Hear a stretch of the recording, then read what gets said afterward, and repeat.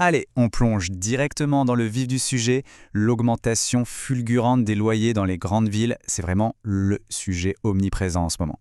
Et aujourd'hui, on va décrypter ensemble les facteurs macroéconomiques qui font littéralement exploser ces coûts en Afrique de l'Ouest francophone. L'idée de ce décryptage, c'est de démonter pièce par pièce une chaîne d'approvisionnement ultra complexe.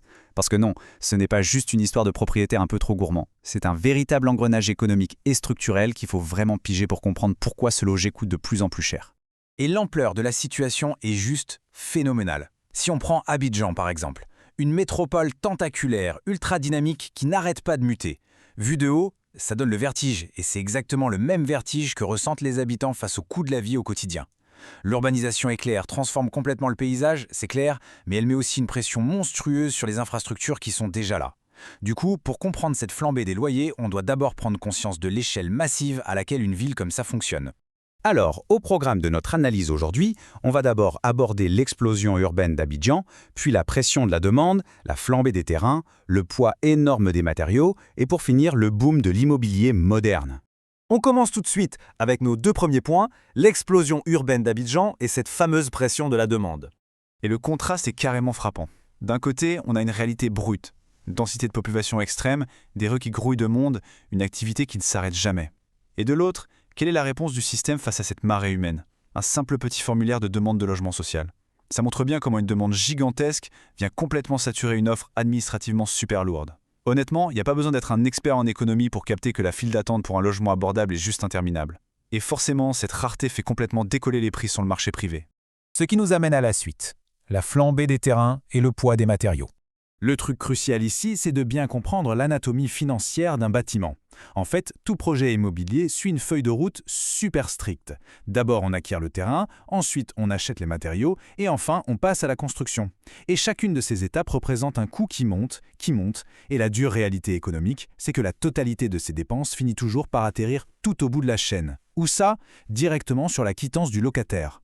Et le tout premier choc financier, il commence avec la terre brute. Dans une zone urbaine où l'espace devient de plus en plus rare et convoité, le moindre mètre carré se transforme en produit de luxe. Le prix du terrain grimpe en flèche avant même qu'on ait pu y planter un seul clou. Ce coût foncier, qui est juste exorbitant dès le départ, c'est un énorme boulet pour quiconque voudrait proposer des loyers bas. Ensuite, une fois qu'on a réussi à sécuriser le terrain à prix d'or, il faut bien construire. Et là, on passe à l'achat des matières premières. Le ciment et le fer à béton, ce sont littéralement les muscles et les os de n'importe quel bâtiment. Leur prix sur les marchés crée une base de dépenses incroyablement élevée. Et ce sont des coûts incompressibles. C'est impossible de construire du solide sans eux, et impossible de contourner leurs tarifs qui sont fixés par l'économie mondiale et les taxes locales. Pour donner une idée, le ciment et l'acier peuvent peser à eux seuls pour presque un tiers du coût total du gros œuvre sur un bâtiment urbain standard. Un tiers? C'est énorme. Mais attention, ça ne s'arrête pas au simple achat.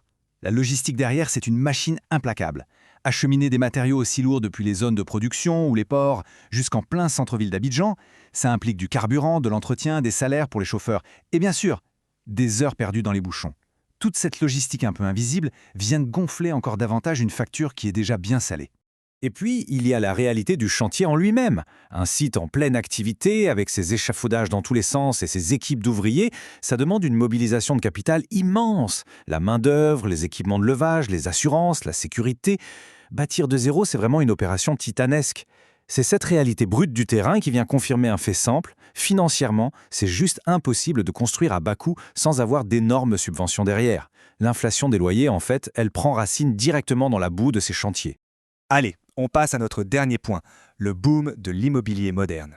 Pour comprendre la dynamique du marché actuel, il faut regarder le grand écart financier qui s'opère. Faire du logement dit abordable, ça demande de construire en très grand volume, tout en acceptant des marges vraiment minuscules. A l'inverse, l'immobilier de standing se concentre sur des prestations premium qui, elles, dégagent de très fortes marges par unité. Du coup, le calcul est vite fait pour les promoteurs. Déjà complètement étranglés par le prix des terrains et du fer à béton, ils sont structurellement poussés à faire du haut de gamme. C'est tout simplement la seule façon pour eux de rentabiliser la montagne d'argent injectée au départ. Le résultat de tout ça, c'est une transformation radicale de l'offre. Fini les rues animées et parfois un peu chaotiques, le paysage immobilier s'oriente vers des quartiers hyper structurés et uniformes. C'est la standardisation totale du logement premium. On optimise l'espace pour rentabiliser l'investissement en ciblant directement une classe moyenne supérieure et une élite financière. Bref, les seuls qui peuvent absorber le choc des coûts de construction de base. Et on voit apparaître de véritables enclaves urbaines ultra exclusives. Des quartiers modernes, magnifiquement éclairés la nuit, qui mélangent résidence et commerce chic au bord de l'eau. Tout ça répond à 100% aux attentes des plus hauts revenus. Alors oui, ça redessine et modernise le visage de la ville, c'est indéniable, mais ça crée aussi une fracture immobilière béante avec le reste de la population urbaine. Et cette tendance ne fait que s'accélérer avec des structures à très haut rendement et à faible densité.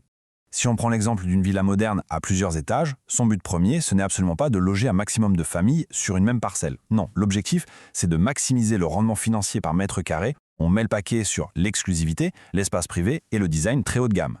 C'est là qu'on touche vraiment au sommet du paradoxe de ce marché. D'un côté, on a la création de ces espaces au luxe immaculé, avec piscine privée et patio somptueux. Et de l'autre, une écrasante majorité de résidents pour qui l'idée même d'un loyer abordable relève carrément du miracle.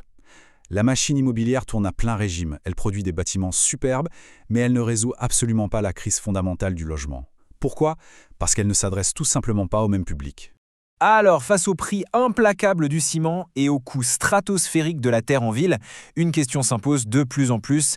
Qui pourra réellement s'offrir la ville de demain ? Finalement, comprendre l'économie d'une métropole, c'est d'abord comprendre comment elle est construite, de la base au sommet. Ce décryptage s'appuie d'ailleurs sur les excellentes analyses des chroniques du génie civil. Si l'ingénierie pose concrètement les bases d'une ville, c'est bien l'économie qui décide qui a le droit d'y vivre. Le béton va-t-il continuer à couler uniquement pour une poignée de privilégiés, ou arriverons-nous à trouver le moyen de bâtir des villes qui n'excluent pas les gens qui les font vivre au quotidien ? Ça donne à réfléchir.